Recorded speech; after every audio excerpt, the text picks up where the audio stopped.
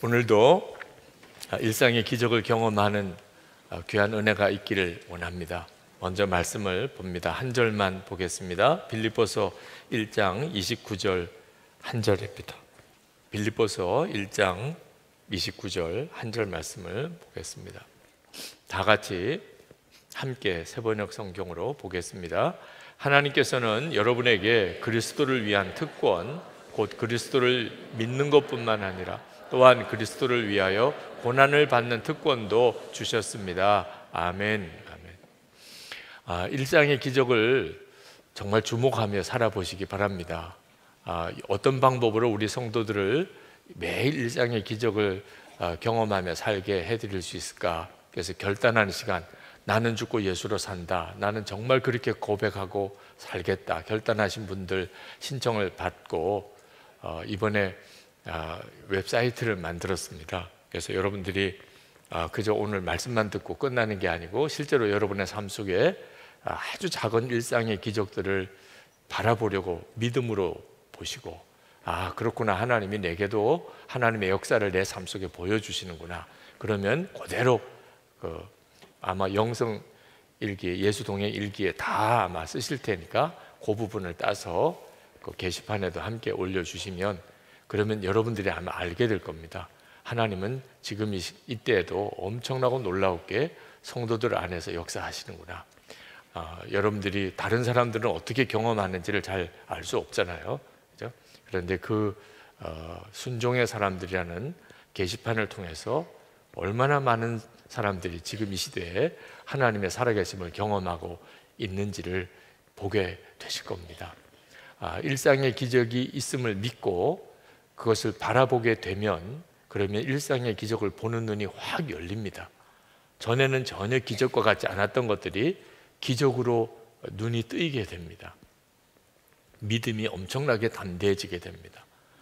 저도 일상의 기적을 경험하고 그리고 그것을 말씀으로 전하면서 제 안에 전과도 또 다른 믿음의 변화들을 경험합니다. 어떤 때는 제가 말을 하고도 내가 이렇게 말을 해도 되나 이런 생각이 들 정도로 제 안에 굉장한 담대함이 생기는 것을 경험합니다. 그러니까 또 하나님의 역사를 더 보게도 됩니다. 전혀 기적일 수 없는 일들조차도 기적이구나, 이런 깨달음이 오게도 되니까 참 놀라운 거죠. 오늘 여러분과 함께 나누려고 하는 말씀이 사실 그와 같은 겁니다. 전혀 기적일 수 없는 게 그것조차도 기적이 되어버리는 역사가 십자가의 복음, 우리와 함께 계시는 예수 그리스도 안에서 우리 안에 일어나는 것입니다. 오늘 우리가 하나님의 자녀라고 하면 분명한 증거가 있는데, 그 증거 중에 하나가 고난도 축복이라고 여겨지는 것이라 하는 말씀을 읽었습니다. 그리스도를 위하여 고난당하는 것을 특권이라고 믿어지는, 하나님의 자녀인지 아닌지를 구분하는 중요한 기준입니다. 그리스도를 위한 고난이 특권이라고, 축복이라고 믿어지는가? 사실 고난을 축복이라고 생각할 사람이 누가 있겠습니까? 정상적인 사고를 가진 사람이라면. 그렇기 때문에 고난도 축복이라고 믿어지면 기적이 일어난 거죠. 그죠? 무슨 정신과 치료를 받아야 될 그런 사람도 아닌데, 그런데 고난이 축복이라고 믿어지면 바로 이런 일들이 일어나는 겁니다. 우리와 함께 계시는 예수님을 정말 알고 나면 우리 안에 기적을 바라보는 눈이 뜨이고, 그리고 정말 놀라운 기적이 실제로 일어나게 되는데, 죽은 사람이 살아나는 이런 기적만 기적이 아니고 고난이 축복이구나, 이렇게 믿어지는 역사가 정말 얼마나 놀라운 일인가 하는, 오늘 이 밤에 여러분 안에 그런 역사가 있게 되기를 축복합니다. 여러분, 우리 대한민국 국민에게는 권리가 있고 의무가 있습니다. 시민권이라고 그러죠. 대한민국 시민권. 우리는 그냥 이 나라에 오래 계속 살았기 때문에 대한민국 시민권이 얼마나 큰 건가를 잘 알기 어렵지만, 한국에 와 있는 외국인 노동자들을 보면 대한민국 시민권이라는 게 엄청나다는 걸 알 수가 있죠. 여러분은 시민권을 가지고 있으니까 지금 대한민국 안에서 누리는 게 참 많은 겁니다. 그런데 대한민국 시민이 될 때는 권리만 있는 게 아니고 의무도 있습니다. 뭐 납세의 의무, 교육의 의무, 근로의 의무, 그리고 국방의 의무, 이런 의무도 감당해야 하는 거예요. 시민이라면. 사실 우리가 일본이나 중국이나 가까운 나라지만 그 나라가 위기에 처해졌다, 내가 그 나라를 위해서 목숨을 걸고 가서 싸울 의무는 없는 거죠. 국방의 의무는 우리나라가 위기가 처해졌을 때 우리가 정말 목숨을 걸고 나라를 지키기 위해서 전선에도 나가야 하는 거죠. 그래서 군 복무도 하는 거죠. 그런데 이 의무가 또 하나의 특권인 것입니다. 여러분, 대한민국 군인이 되고 싶은 외국인 노동자가 왜 없겠어요? 그죠? 뭐 시켜만 주면 나도 대한민국 군인이 되고 싶습니다, 이럴 사람도 있을 수 있죠. 그런데 허락이 안 됩니다. 대한민국 시민권자가 아니면 그러면 군인이 될 수가 없어요. 그러니까 국방의 의무를 감당하는 것조차도 대한민국 국민의 특권인 거죠. 나라에 세금 바치는 것 때문에 많이 힘들어하고 하지만 사실 세금 바치는 것도 따지고 보면 특권인 것입니다. 우리나라를 위해서 내가 세금을 바쳐서 이 나라가 이렇게 정상적으로 유지되어질 수 있도록 하는 것은 대단히 자랑스러운 거죠. 사실 세금 많이 바치는 것은 애국하는 거죠. 혹시 여러분 세금 많이 나오신 분들 생각을 바꾸셔서 애국자다 이렇게 생각하시면 됩니다. 왜 나는 이렇게 세금을 많이 바쳐야 돼? 물론 뭐 잘못된 어떤 세금이 부과된 것은 바로 잡아야 하지만 많이 내야 될 세금은 오히려 자랑스러운 것일 수도 있는 거죠. 생각이 거기다 초점 맞추면 그러면 다른 나라 사람은 우리나라에다가 뭐 국민처럼 그렇게 세금을 내야 될 필요가 없지만 세금을 내는 것 자체는 나라를 사랑하는 마음으로 보면 굉장히 떳떳한 거죠. 손기정 선생은 참 귀한 믿음의 사람입니다. 그분이 은퇴하시고 그리고 국가에서 어떤 보훈 훈장을 받게 되는 일이 있어서 상금이 나왔다 그래요. 그래서 늘 세무를 도와주는 세무사에게, 집사님에게 찾아와서 자기가 세금을 얼마를 내야 될지를 좀 알아봐 달라. 그랬더니 그 집사님이 이제 손기정 선생님 같이 이렇게 고령이시고 또 이런 형태의 상금을 받으신 경우에는 세금을 아주 적게 내셔도 됩니다. 근데 그 말을 듣고 굉장히 섭섭하게 생각하더라고요. 그러니까 내가 세금을 많이 내고 싶은데 왜 세금을 적게 내라고 하느냐. 정말 나라를 사랑하시는 분은 이런 마음이시구나. 세금을, 그러니까 그분은 일제시대를 겪고, 그죠? 일장기를 달고 마라톤 대회 올림픽에 나가서 금메달을 땄는데 사실 일장기를 달고 금메달을 딴 게 본인에게는 그렇게 마음이 아팠고 그런 시절을 겪었던 사람입니다. 나라 잃어버린 세월을 겪어본 사람. 그런 사람은 납세도 특권인 거예요. 세금을 낼 수 있다는 게 얼마나 감사한지 이런 생각이 드는 거죠. 하나님의 나라도 마찬가지입니다. 하나님의 나라도 사람이 딱 갈라집니다. 고난, 그리스도를 위해서 고난을 당한, 하나님의 나라를 위해서 고난을 당하는 일 앞에서 어떤 사람은 그건 너무 힘들어, 나는 못하겠어, 순교하랄까 봐 순종하겠다는 말도 못하고 이런 분도 있는 거고요. 고난이 축복이구나, 고난이 특권이구나, 내가 그리스도를 위해서 고난 당하는 거 보니 내가 하나님 나라 백성이구나, 이야 너무 감사하다, 그런 사람이 있는 거예요.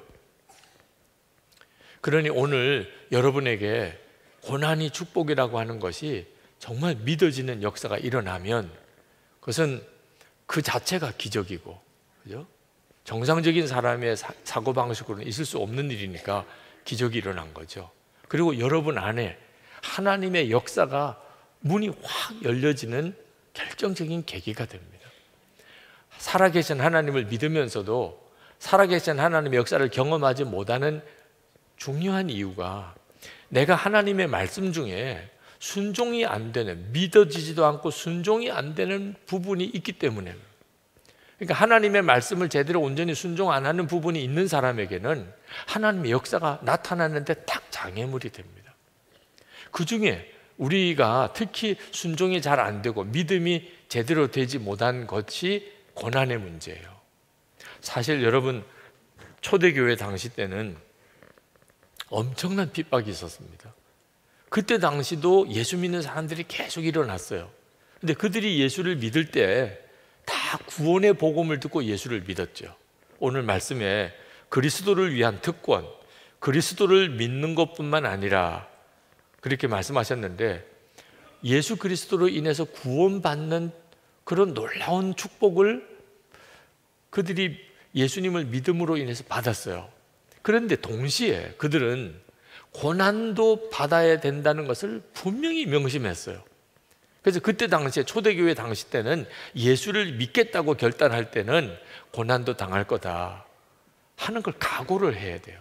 만약에 나는 고난은 싫어, 그러면 예수를 못 믿는 거예요. 예수를 믿는 것은 그대로 고난의 삶을 시작하는 것과 똑같았기 때문에. 그런데도 예수 믿는 사람이 늘어난 게 정말 기가 막힌 거죠. 이유는 예수 그리스도가 그들과 함께 계시기 때문에요. 이 일은 초대교회만 그런 게 아닙니다. 우리나라 선교 초창기에도 예수를 믿을 때는 고난을 각오해야 돼요. 우리나라도 초창기에는 예수 믿는 사람들이 핍박을 엄청나게 받았습니다. 그걸 알고도 예수를 믿은 거예요. 그러니 우리나라 초대 우리 믿음의 선조들은 대단한 분들이죠. 그분들의 그 고난을 각오하는 믿음에 우리가 유산을 받은 거예요. 그러니까 이만큼 교회가 세워졌고 우리가 이렇게 예수 믿기가 쉬운 거가 된 거죠. 사실 북한에 있는 주민들만 봐도 그렇습니다. 그들 중에 예수 믿는 사람이 얼마나 되는지 알 수가 없지만 분명히 있다고 그래요. 예수 믿는 사람이 여전히 있다. 근데 그들은 어떤 마음일까요? 예수를 믿으면 구원을 받는다, 그런 믿음이 있겠죠. 동시에 고난도 당한다, 각오가 돼야 그래도 예수를 믿는 거죠. 그죠? 그런데 우리나라 교인들 중에는 고난도 당한다는 믿음을 갖는 분들이 의외로 그렇게 많지 않습니다. 왜 예수를 믿습니까? 구원도 받고 또 축복도 받으니까. 하나님은 축복의 하나님, 사랑의 하나님, 능력의 하나님. 그러니 내가 하나님 앞에 어려운 문제로 나가면 하나님이 해결해 주시고 내 삶과 가정을 윤택하게 해주시고, 그렇게 바라고 하나님을 믿는 믿음에서 그쳐버려 있어요. 고난도 당할 거냐? 아우, 고난은 싫어요. 고난은 난 싫어요. 그저 은혜 받고 그리고 하나님이 나를 잘 되게 해주시는 것은 너무 고맙고 그 선에서만 나는 머물기를 원해요. 고난 받는 일, 그건 담임 목사님이나 하세요. 선교사님이나 하세요. 이렇게 생각하시는 분들이 있으시다는 거예요. 오늘 이 자리에도 혹시 그런 분들이 있을 것 같아요. 제가 손들어 보라고는 안 하겠습니다만, 하여튼 고난은 싫어요. 고난은 너무 부담돼요. 고난의 길로 이끄실까 봐 하나님께 전적으로 순종하고 맡기지를 못하는 이런 분들이 계세요. 바로 그것 때문에 우리가 하나님을 믿으면서도 실제로 하나님을 경험을 못하는 거예요. 거기에 딱 막혀 있는 겁니다. 하나님이 더 이상 역사를 못 하시는 거예요. 성경의 말씀, 하나님의 살아계심에 대한 진짜 믿음이 아니니까. 그냥 속죄 받고 하나님 자녀가 되는 그런 건 좋은데 고난도 받으리라, 아우 난 그건 너무 부담돼, 이렇게 생각하는 이 마음이 오늘 해결돼야 하는 겁니다. 여러분은 자녀들이 예수 잘 믿으시기 원하시죠? 네, 다 원하실 겁니다. 그런데 예수를 잘 믿는 속에는 고난도 당하는 게 있습니다. 그 점도 알고 예수를 잘 믿기를 원하세요? 여러분의 자녀들이 고난도 당하기를 바라세요? 이러면 많은 부모들이 갑자기 움찔해요. 아니, 고난은 말고 예수 잘 믿어서 좋은 대학 가고, 예수 잘 믿어서 좋은 직장도 가고, 예수 잘 믿어서 좋은 사람 만나서 결혼도 잘하고, 예수 잘 믿어서 좀 세상에서도 복을 받고, 그래서 교육관 건축도 한다는데 헌금도 많이 내는 그런 사람, 그런 사람 되면 얼마나 좋을까, 이런 정도로만 생각하는 거예요. 예수를 잘 믿었으면 좋겠다고 하는 마음속에는 고난은 싹 빠져 있어요. 그러니까 자녀들이 부모의 믿음에 반응이 잘 안 되는 거예요. 부모의 믿음에 뭐가 문제가 있는 겁니다. 예수를 잘 믿는 속에는 고난도 그래, 너 예수를 잘 믿게 되면 고난도 당하게 돼. 우리나라가 예수 믿는다고 핍박받는 그런 나라는 아니지만 그래도 이 세상은 바벨론 세상이고, 그리고 어떤 정권에 따라서 반기독교적인 정서를 가지고 있는 그런 정권도 계속 일어나게 되죠. 그럴 때 예수를 믿는다고 할 때 손해 각오해야 되고, 무시당하는 것도 각오해야 되고, 너 그렇게라도 해서 진짜 예수를 잘 믿어야 돼. 이런 생각까지 완전히 답을 가지고 그렇게 자녀들이 예수 잘 믿게 되기를 우리가 정말 원한다면, 그러면 하나님이 역사하세요. 아니, 목사님도 딸이 둘이 있대는데 그러면 목사님 두 딸 다 고난 당하기를 목사님 원하십니까? 제가 이 설교를 하면서 쟁쟁 귀에 막 들려오더라고요. 설교 듣는 분들이 막 마음으로 그런 말을 할 거다. 저도 사실 저희 두 딸이 고난을 당하는 것에 대해서 어떻게 아버지가 그것을 좋게 생각하겠어요? 그죠? 할 수 있으면 우리 딸들 고난 안 당했으면 좋겠다, 그런 마음도 있지요. 그렇지만 고난이 힘들지만 그것이 유익해서 절대로 고난을 두려워하지 마라. 무서워서 피하지 말고, 싫어서 외면하지 말고. 그러면 더 이상 하나님은 역사를 안 하시니까. 하나님을 믿습니다. 하나님 사랑합니다. 하나님의 능력을 의지합니다. 아무리 그래도 고난이 특권인 줄로까지 믿어지지 않으면 거기서 하나님은 더 이상 경험이 안 되니까. 저는 저희 아버님이 목사이신데 고생을 많이 하시는 것을 어려서부터 보았어요. 저희 어머님은 결국은 일찍 돌아가셨습니다. 고생을 하시다가. 그런데 아버지는 저를 목사가 되라는 거예요. 참 이해가 안 되더라고요. 네. 그러면서도 오히려 제 마음속에 여기에 뭐가 있구나. 그냥은 목사 되라고 할 리가 없는 문제. 당신도 힘들고 어머님도 그렇게 돌아가시고 이런 처지인데 저보고 목사가 되라고 할 때는 여기에 뭔가 내가 지금은 경험하지 못하는 그런 하나님의 역사 세계가 있구나. 그래서 제가 마음을 정하고 목회자의 길을 간 거죠. 그때는 뭐 고난의 비밀이고 축복이고 하는 것을 다 알지 못했고, 목사가 되는 게 무조건 싫기만 했었지만, 그래도 그 순종의 길이 지금 저를 여기까지 있게 한 거죠. 만약에 나는 싫어, 고난당하는 거 싫어, 나 어려움 겪는 거 싫어, 나 아버지처럼 되기 싫어, 그랬다면 지금의 제가 있을 수가 없는 거죠. 고난의 축복을 믿지 못하면 하나님은 더 이상 역사를 못하세요. 인천의 부평감리교회라고 우리 큰 감리교회가 있는데, 그 교회 가서 주보를 펼쳐보니까 그 기도 제목 첫 번째, 교회 기도 제목이 쭉 주보 뒤에 실려 있는데, 첫 번째 기도 제목이 순교자를 배출하는 교회가 되게 해 주옵소서. 순교자를 배출하게 하소서. 그런 기도 제목이더라고요. 좋은 교인들이 1번 기도 제목, 순교자를 배출하게 해달라는 기도 제목도 생전 처음 봤어요.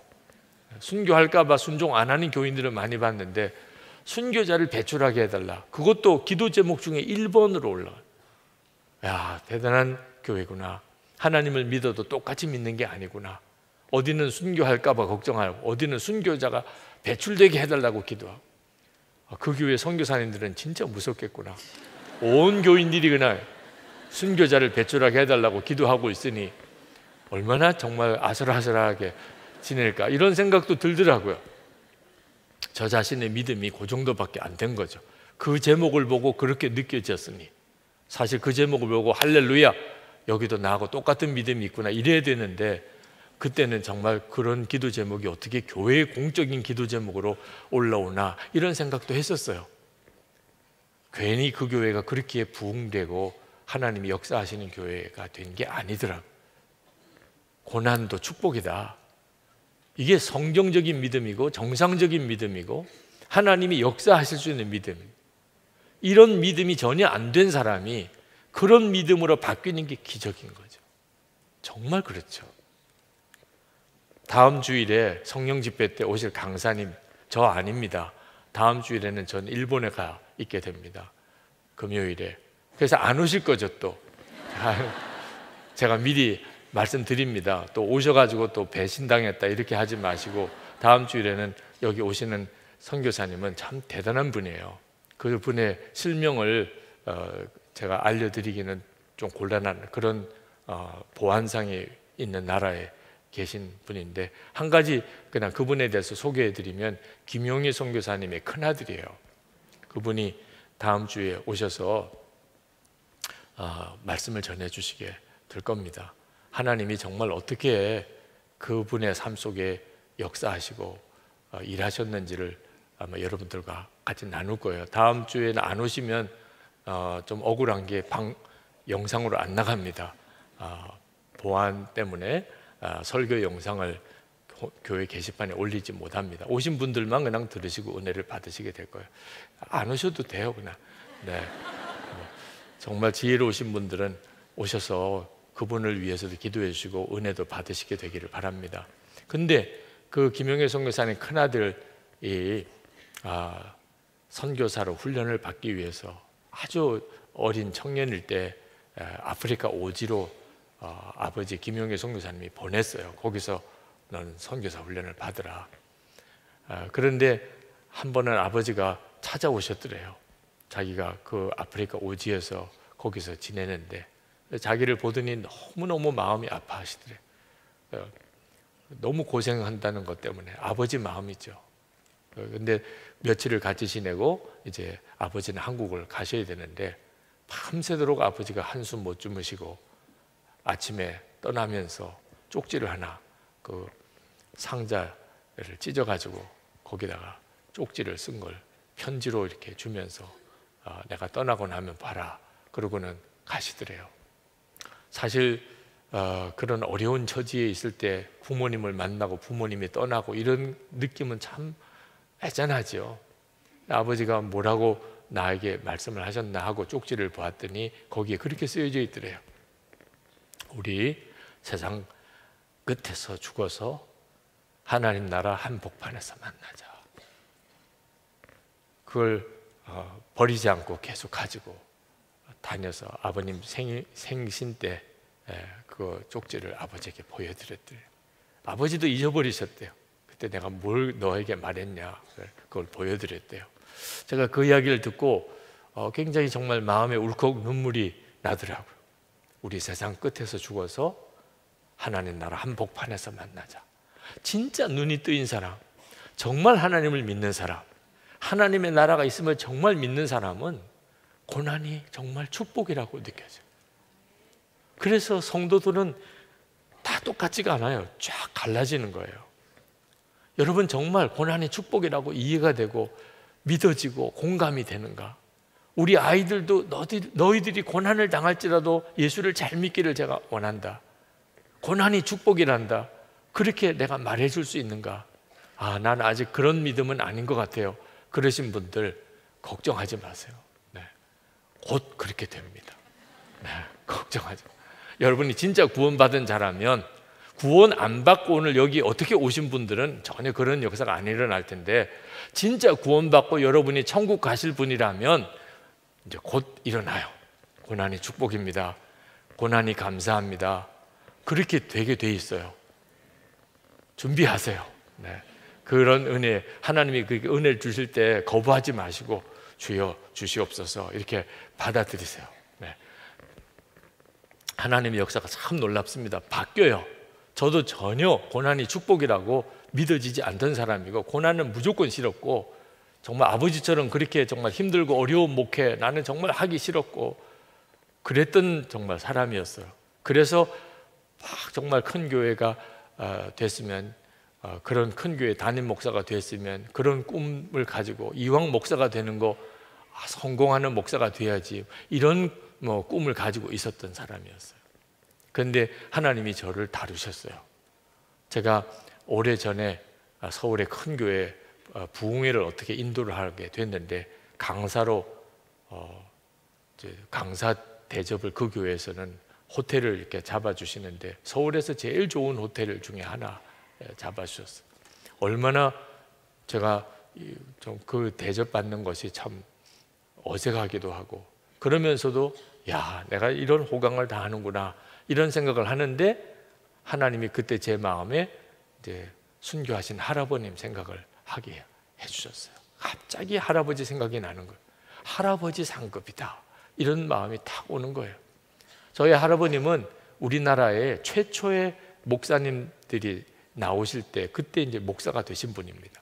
한학자로서 어머님 예수 믿는 것 때문에 교회를 나오시게 되고, 그리고는 이제 선교사님을 도와서 그 기도처에 이제 조사로서 기도에 인도하고 성경 읽어주고 가르치고 뭐 이런 일들을 평신도로서 하시다가, 이제 우리 한국인 목사님들도 필요하니까 그 뒤에 신학을 하시고 이제 목사가 되신 거예요. 근데 얼마나 힘들고 어려우셨는지, 먹고 살기가 어려울 정도. 뭐 교인들이 변변이 있는 것도 아니고, 또 교인들은 대부분 다 힘들고 어려운 사람들만 교인들이니까, 그러니까 할 수 없이 시장에 나가서 장사를 하셨어요. 목회를 하시다가 그만두시고, 그래서 빵을 이제 받아와 가지고 시장에서 이렇게 좌판같이 깔아놓고 거기다가 빵을 올려놓고 그걸 이제 팔아서 겨우 이제 끼니를 해결하는 그런 정도쯤의 수준의 빵 장사를 하셨어요. 3일을 지나고 할머님이 여보 우리 돌아갑시다, 그렇게 한마디 하셨대. 뒤도 안 돌아보시고 다 정리하시고 다시 교회로 오셨어요. 그 이야기를 듣고 얼마나 감사한지, 그때 아니야 우리가 이렇게라도 해서 먹고 살아야지 그러셨다면 아마 지금 저도 없었을지 모르죠. 그때 3일 방황하시고, 그리고는 깨끗하게 접고 굶으면 굶고 죽으면 죽는다, 그리고 다시 교회로 돌아오셨어요. 그렇게 하시다가 6.25 때 순교하셨어요. 혼자 이제 교회 남으시다가 공산당에 끌려가셔서, 그리고는 돌아가셨죠. 그 기억이 확 나는 거예요. 할아버지는 그렇게 순교하시고 손주인 저는 이런 대접을 받고, 이건 할아버지 상급이지. 그런데 그렇게 눈물이 나요. 왜? 내가 받을 상급은 아무것도 없구나. 처음 그 생각이 드는 거예요. 저는 이 세상에서 대접받는 게 좋은 거고 복인 줄 알았어요. 근데 하나님 앞에 가서 받는 상급이 있다는 것을 그때 알았어요. 순교하셨지만 하나님 앞에서 받으시는 상급이 크구나. 그러니까 그 상급의 일부를 손주가 그렇게 받는 거예요, 제가. 그렇다면 나는 뭔가 내가 한 것보다 이렇게 대접을 더 받으면, 그러면 하나님 앞에 갔을 때 내가 받을 상급은 아무것도 없잖아. 그게 너무 애통한 거예요. 그러면서 하나님께 기도하는데 확 제 마음이 바뀌어지는 것이, 이 세상에서 대접받고 큰 교회 목사가 되고 뭐 호강하고 옥토밭 목회를 하고, 다 그게 신학교 때부터 제가 원하던 거였습니다. 고생은 싫고 대접받으면서 나도 좀 큰 교회 담임 목사로 그렇게 했으면 좋겠다는 마음, 그날 다 이게 진짜 바보 같은 생각이구나. 돌짝밭 사명, 그게 진짜 축복이구나. 그게 정말 마음에 믿어졌어요. 하나님, 제가 돌짝밭 사명 외면하지 않겠습니다. 그렇게 하나님께 그렇게 마음의 고백을 드렸어요. 그 고백 때문에 사실 선한목자교회를 온 거예요. 여러분들이 제 설교를 들으면서 막 헷갈리는 게, 자기가 큰 교회 담임 목사면서 지금 그런 생각 하시는 분들이 있으실 겁니다. 그건 16년 전을 몰라서 그런 거예요. 16년 전 제가 이 교회 담임자로 청빙받아 올 때 그때 교회 형편과 처지를 정말 몰랐기 때문에 그러실 거예요. 정말 그때는 여러분들이 앉으신 이런 분위기의 이 예배당은 상상도 못할 정도. 그런데도 가야 되는, 그때 하나님이 저를 이곳에 오게 하시는 거라고 분별하게 된 기준이 뭐냐면, 힘들다고 안 갈 거냐.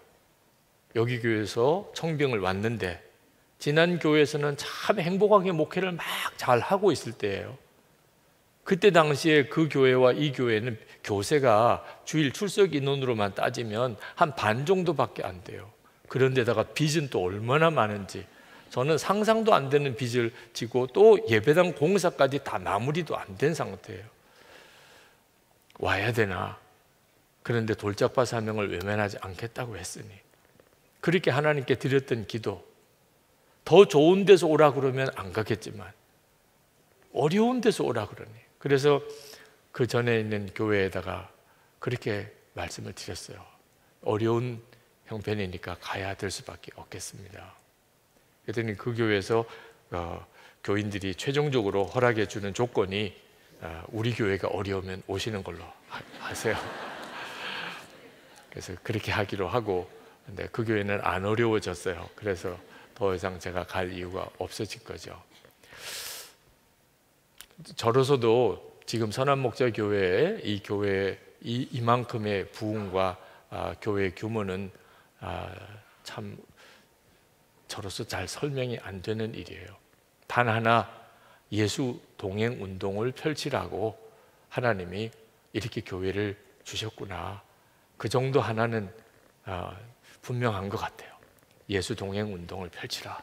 계속해서 다른 교회 수많은 성도들, 그리고 해외에 있는 많은 교회들에게 예수님과 친밀히 동행해야 한다 하는 것에 대해서 전하게 하시기 위해서 지금 이렇게 교회를 하나님이 세우셨다고 생각은 듭니다. 하여튼 분명한 것은 고난이 축복이고 그것이 사는 길이고, 그 점에 대해서 마음이 분명하게 믿어지고 그렇게 순종이 되는 사람이 되어야 하나님이 여러분을 살리세요. 여러분을 진짜 인도하시는 길로 인도하실 수 있어요. 그렇지 않으면 하나님이 주시는 축복의 기회를 다 놓치게 돼요. 여러분을 위해서 주신 길인데 일단 겉으로는 고난의 길 같아요. 못 가는 거예요. 고생하면 나는 싫어, 가난한 거 싫어, 나는 뭐 대접받고 싶어, 칭찬받고만 살고 싶어.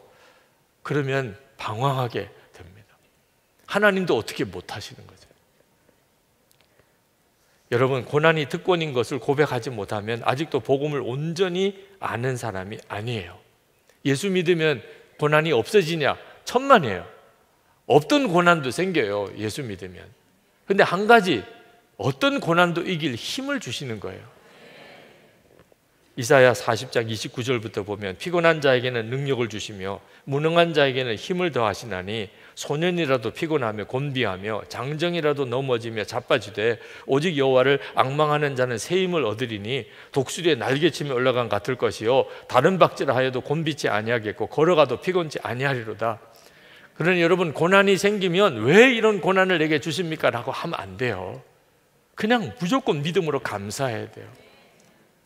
이 고난이 아니면 내게 주실 수 없는 은혜가 있었어요. 그래서 주신 거예요. 하나님이 고난을 허락하신 거예요. 허락하지 않으면 내게 고난이 오지도 않아요. 나를 어떻게 구원하셨는데, 십자가 통해서 당신의 독생자를 죽여가면서까지 나를 구원해 주신 하나님인데 내게 누가 고난을 줄 수 있어요? 마귀가 준다고요? 하나님이 허락지 않으면 우리에게 주어지지도 않아요. 그런데 하나님이 내게 고난을 주셨다. 유익하니까 아주. 지금은 다 알 수 없으니 우리가 다 알 수가 없지요. 그러나 한 가지 아는 것은 이것이 나에게 유익할 거다. 중국 교회에 지금 핍박이 일어나고 있는데 중국 교회 지도자들은 이것은 중국 교회를 위해 유익합니다. 하나님이 허락지 않으면 누구도 교회를 핍박할 수가 없고 고난을 줄 수가 없는데 허락하신 거 보면 중국 교회에 유익합니다. 중국 교회가 어느덧 너무 교만해지고 너무 풍요에 그냥 눈이 멀어 있고, 그래서 옛날의 기도의 열정 잃어버리고 그리고 순수함도 잃어버리고, 그런데 하나님이 이런 고난을 통해서 중국 교회를 정결하게 하시고 또 새롭게 세워 가신다고 그렇게 고백하시더라. 그분들은 1945년부터 중국이 문화혁명으로 엄청난 고난을 당했던 시절을 거쳐오신 끝자락에 계신 분들, 경험을 하셨던 거예요. 고난이, 무서운 고난이 왔지만 그 고난이 중국 교회를 없앤 게 아니고 중국 교회를 더 뜨겁게 일으켜 세웠던 것을 경험했거든요. 그러니까 이제는 고난이 더 이상 두렵지가 않은 겁니다. 유익하다, 이 고난은 우리에게 유익하다, 그렇게 고백하게 된 겁니다. 미국 육군 사관학교 졸업생들 해마다 이제 자기가 지원하는 곳, 지망 하는 곳을 써내는데 거의 대다수가 전쟁이 일어나고 있는 지역에 나를 보내달라 그렇게 지망을 한대요. 최고의 미국의 육군사관학교면 사실 전 세계 최고의 무기체계, 전략을 다 배우는 정말 탁월한 그런 군인들을 양성한 거죠. 그렇게 훈련을 받았으면 그것을 활용해 봐야 되죠. 그러니까 전쟁터가 그걸 활용하는 거죠. 군인들에게 있어서는. 그러니까 전 세계에 전쟁이 일어나고 있는 지역에 나를 보내주세요. 그게 제일 많은 지원자라는. 그렇지 않으면 이거 왜 배웠냐? 도대체 이거 써보지 않을 거면 도대체 이 엄청난 무기 체제와 전략을 왜 배웠냐? 우리가 예수를 믿고 생각이 이제 정상적으로 돌기 시작하면 우리는 사실 엄청난 복음을 알고 있게 된 거예요. 속죄의 복음뿐만 아니고 내 안에 오신 그리스도, 만왕의 왕이신 예수님을 마음에 모시고 사는 성도가 되었어요. 자, 그렇다면 세상에 사실 무서울 게 겁날 게 없는 거죠. 그렇죠? 그러니까 정말 우리야말로 하나님 저를 어떤 길로 인도하시든지 좋은데 이왕이면 복음의 능력이 나타나는 곳에 나를 써주세요. 그러니까 여러분 지금 현재 여러분이 겪고 있는 모든 문제들은 사실 믿음으로 보면 여러분들에게 있어서 엄청난 유익을 주는 간증거리가 될 것들인 거죠. 믿음으로 보면. 그러니까 고난이 축복이구나 라고 믿어지는 거예요. 사실 풍요하고 여유로운 삶을 사는 것은 참 좋아 보여도 제 경험에 비추어 보면 오히려 믿음을 다 잃어버리게 만들어요. 한 번은 굉장히 부자들이 많은 교인들 있는 교회에 가서 이제 말씀을 전하게 됐는데 설교를 끝나고 난 다음에 기도를 인도를 해야 되는데 그 교회 저를 안내하는 목사님이 그런 이야기야. 우리 교회는 큰 소리로 기도를 안 합니다. 목사님 괜히 통성기도할 때 큰 소리로 이렇게 기도를 인도하지 말아달라 그런 말씀을 듣고는 나는 그 교회가 좋은 교회인 줄 알고 부자 많은 교회가 좋은 교회인 줄 알았는데 가보니까 아니구나. 큰 소리로 기도하는 게 우리 교회 전통 아닙니다. 그건 부유하다고 하는 것 자체가 얼마나 우리의 신앙을 약하게 만드는가를 알 수가 있어요. 사실 악소리가 날 만큼 기도할 제목이 많잖아요. 오늘도 우리가 합심 기도를 했는데 다 하나같이 정말 하나님 앞에 정말 부르짖어서 기도해야 될 제목들이잖아요. 그런 기도 제목들이 수도 없이 널려 있는데 우리는 큰 소리로 기도 안 하는 교회입니다. 우리 교회는 뭐가 문제가 생긴 거죠. 형편이 좋은 게 꼭 그 사람에게 유익한 것만은 아니라는 걸 알았어요. 여러분, 우리가 20대 자살률이 참 높은 것 때문에 걱정을 하는데 사실은 형편이 좋아져서 일어난 현상입니다. 여기도 뭐 저보다도 더 연세가 많으신 분들이 많지만 제가 어린 시절 1950년대, 60년대 그 시절에는 정말 힘들고 어려웠거든요. 먹고 살기도 어렵고 공부하기도 힘들었어요. 그런데 애는 또 왜 그렇게 많이 낳았는지 저희 어머님 13형제 그때 당시는 뭐 그게 일반적이었어요. 뭐 저희 어머님만 그런 게 아니고 그런 시절이니 아이들에게 참 뭐 적성을 살려주고 뭐 다정다감하게 뭐 말도 걸어주고 이런 상상이 안 돼요. 그냥 매로 다스려. 13을 길러야 되면 그 다음에는 뭐 자상하게 이야기해줄 여유가 없어요. 그냥 매로 다스려요. 그리고 그때 당시는 뭐 부모가 자식들에게 나가 죽어라는 말을 수도 없이 했어요. 나가 죽어. 요즘에는 죽을까봐 막 정말 금기어죠, 정말. 그런데 그때 당시에는 나가 죽어라, 죽어. 제가 강단에서 이렇게 표현하기가 좀 죄송스러울 정도로 이렇게 거친 말로 했는데 안 나가 죽었어요. 그렇게 나가 죽으라고 욕하고 때리고 했는데 어떻든지 하여튼 집에 들러붙어가지고 다 잘 살아서 이만큼 이렇게 다 살으신 거예요. 그렇게 힘들고 어려웠을 때이기 때문에 안 죽었어요. 그때도 뭐 자살자가 없던 건 아니었지만 요즘처럼 이렇게 심각하지는 않았는데 형편이 좋으니까 갑자기 확 마음들이 약해진. 물론 뭐 그러니까 경제적으로 어렵고 힘들고 고생한 것이 더 좋다고만 말할 수는 없는 일이지만 우리가 분별은 할 줄 알아야 되는 거예요. 우리가 생각하기에 편안하고 부유한 것이 다 우리에게 유익할 줄로 생각하지만 하나님이 보시기엔 그렇지 않습니다. 그래서 우리에게 고난을 허락하시는, 어려운 일도 우리에게 일어나는 겁니다. 하나님 허락지 않으면 주어지지 않아요. 그러니까 우리가 그냥 믿음으로 하나님 감사합니다. 이런 고난이 내게 있음을 감사합니다. 나에게 또 무슨 유익을 주시려고 하십니까? 그렇게 고백하고 또 고백하고 감사하고 나가면, 그러면 비로소 은혜의 문이 확 열립니다. 그 고난이 다 우리에게 크게 유익하게 돼요. 여러분, 고난을 당했을 때 절대로 피해서 도망가면 안 됩니다. 반드시 이겨내야 돼요. 이겨내야 합니다.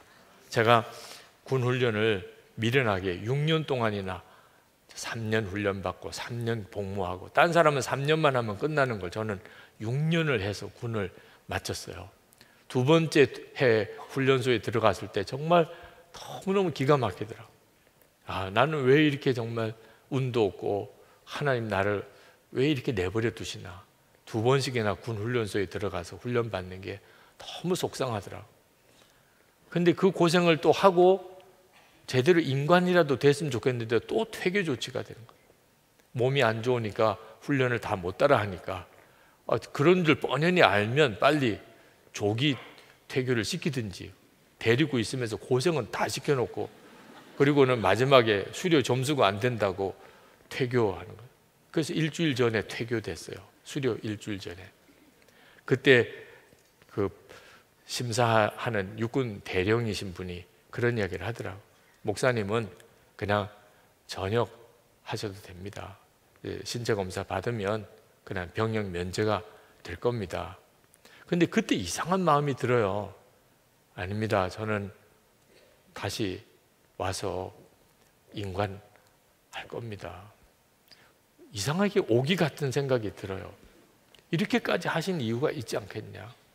이번에도 인관을 못하고 나가긴 하지만 하나님이 나를 반드시 군목으로 세우시려는 모양이다. 그래서 저는 반드시 군목을 하겠습니다. 그렇게 이제 말씀을 드리고, 그리고 저는 다시 돌아왔죠. 그 다음에 또 이제 소집이 돼서 또 훈련을 받았습니다. 그리고 결국 인관을 했어요. 그리고 3년 동안 복무를 잘 마치고, 그리고 제대도 했죠. 지금 생각해 보면 참 힘들고 어려웠던 군 기간이었지만 그걸 견뎌냈다는 거, 그 고난을 끝까지 통과했다는 거, 피하지 않고 도망가지 않았던 게 얼마나 다행인지. 물론 뭐 남은 3년 할 걸 6년까지 했으니 참 자랑할 것도 아니고 부끄럽기가 짝이 없는 일이긴 해도, 그래도 그 과정을 중간에 낙오하지 않고 끝까지 마쳤기 때문에 그 다음에 어지간한 어려운 일이 생겨도 두려움이 없어지더라고요.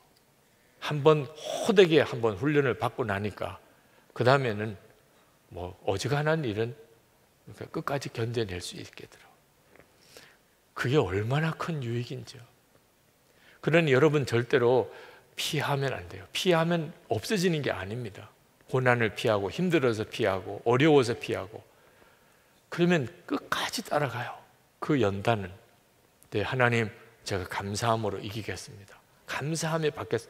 나는 죽고 예수로 사는데 무엇이 내가 걱정입니까? 주님의 역사만 더 드러나기 원합니다. 여러분들이 그렇게 고백하고 나가면 반드시 하나님이 여러분의 삶을 통해서 하나님의 일을 이루어내십니다. 사도 바울은 삼층천을 보고 그리고 내려와서 그는 정말 고난의 길을 갔어요. 하나님의 나라를 보고 나니까 이 땅에서 고난당하는 것은 정말 특권이라고 생각했던, 그래서 이렇게 고백을 했던 겁니다. 여러분들도 하나님의 나라에 눈이 열리기를 기도해야지, 편안한 삶을 살게 해주세요, 고생 안 하게 해주세요, 이렇게 기도하면 하나님이 응답하실 수도 없어요. 하나님, 제게 고난도 두려워하지 않을 그 은혜의 눈을 열어주세요.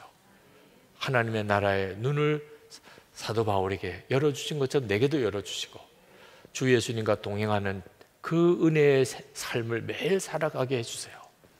그래서 저도 주님, 어떤 고난도 두려워하지 않습니다. 고난을 오히려 감사할 수 있는 믿음으로 살게 해주세요. 여러분이 고난이 축복인 줄로 정말 믿게 되면, 그러면 여러분을 무너뜨릴 수 있는 시험은 없어집니다. 무엇이 여러분을 무너뜨리겠어요? 고난을 축복이라고 생각하는데 도대체 마귀가 뭘 가지고 여러분을 넘어뜨리겠어요? 마귀가 무슨 유혹으로 여러분을 넘어뜨리겠어요?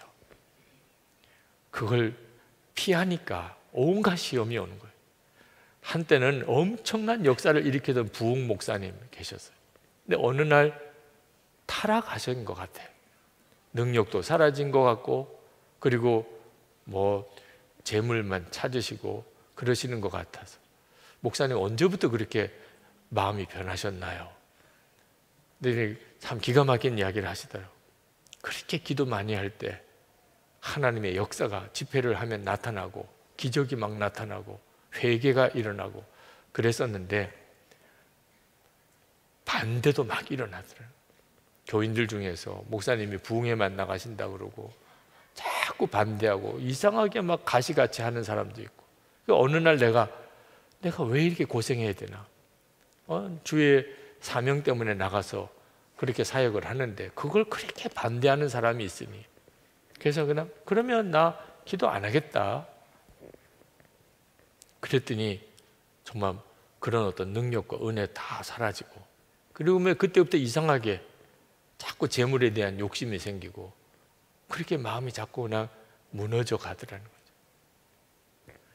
하나님의 은혜의 역사를 여러분이 끝까지 놓치지 않으려면 고난을 하나님이 주시는 축복이라고 생각하고, 모든 것을 이 세상에서 다 얻으려고 생각하지 말고, 진짜 중요한 것, 주님과 동행하는 그 삶 하나를 내가 얻을 수 있다면 나머지는 다 버려도 좋다. 사도 바울처럼 그런 담대한 믿음을 가지면, 그럼 비로소 하나님의 역사가 여러분에게 계속 이어지게 됩니다.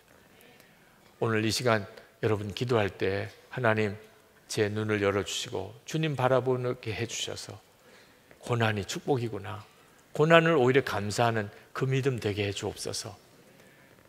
오늘 기도하고 꼭 응답 받으시고 가시기 바랍니다. 우리 찬송하고 기도하겠습니다. 주님 다시 오실 때까지 주님 바라보는 눈 열어주시기를, 하나님의 나라의 눈이 열리고 주님 바라보는 눈이 뜨이기를 우리 찬송하고 기도하겠습니다.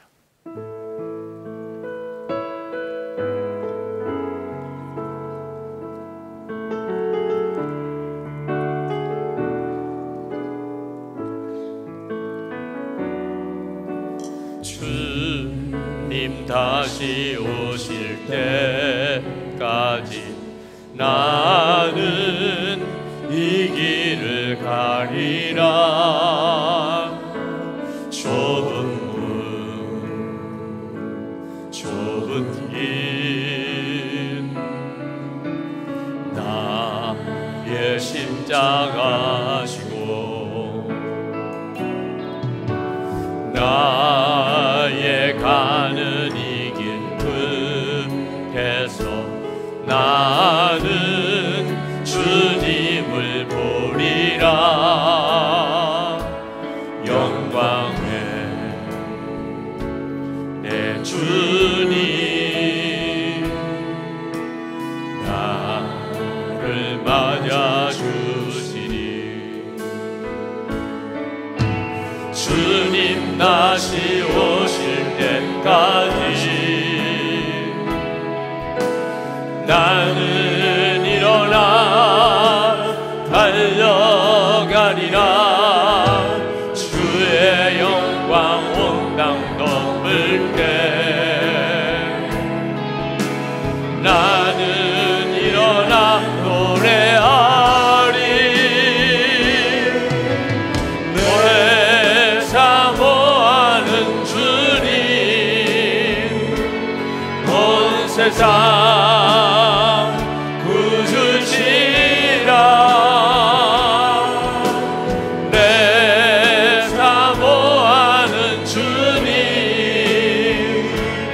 영광의 왕이시라.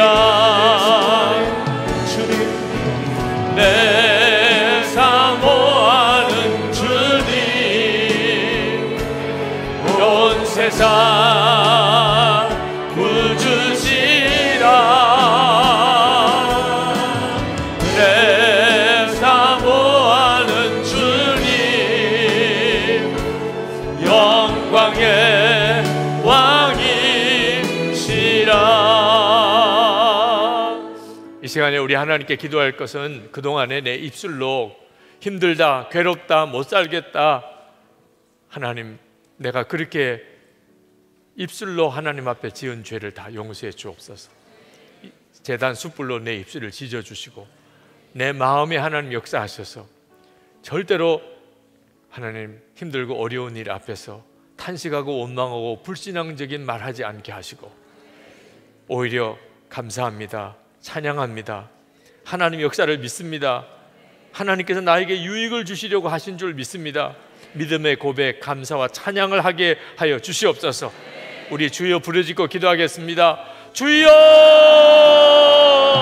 할렐루야. 하나님 놀라우신 하나님 은혜, 하나님의 역사하심을 하나님 도와여 주시기를 원합니다. 나의 하나님, 나의 아버지 하나님, 오늘 이 시간에 하나님 우리가 그동안의 입술로 하나님 고난 앞에서 하나님 구하고 하나님 피하고 하나님 도망가고 하나님 주님 앞에 하나님 불신앙적으로 하나님 말하고 하나님 앞에 분자하고 하나님 믿음이 없어서 눈이 뜨이지 않아서 깨닫지 못해서 알지 못하여 했던 일들이 주여 용서해 주시기를 원합니다. 하나님 주의 재단 우리 주로 하나님 우리의 입술을 찢어주시고 주의 벌로 우리를 정결하게 하여 주소서. 하나님 이제는 믿음의 말, 하나님 믿음의 말, 하나님이 축복하시는 하나님 그 말 감사합니다, 찬양합니다, 믿습니다.